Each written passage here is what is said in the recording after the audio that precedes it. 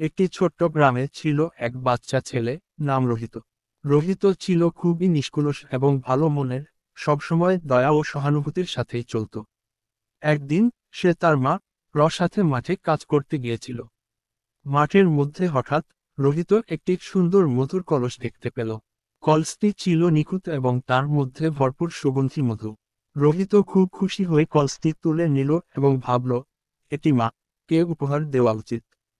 বাড়ি ফেরার পথে রোহিত কলসটি হাতে নিয়ে হাঁটছিল। হঠাৎ তার উপর একটি মাছি এসে বসে পড়ল।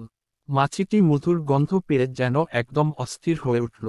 সে বারবার কলসের চারপাশে ঘুরছিল এবং মধু খেতে চেষ্টা করছিল।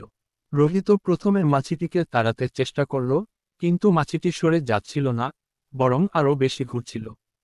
রোহিত কিছুক্ষণ পর বুঝতে পারল, মাছিটি আসলে ক্ষুধার্ত, আর মধু তার জন্য একমাত্র উপহার। সে মৃদু হাসল এবং কলস থেকে কিছু মধু বের করে একটি ছোট ডগা মাছিটির দিকে নিয়ে গেল। মাছিটি প্রথমে কিছুক্ষণ দ্বিধায় ছিল, তারপর মধু খেতে শুরু করল।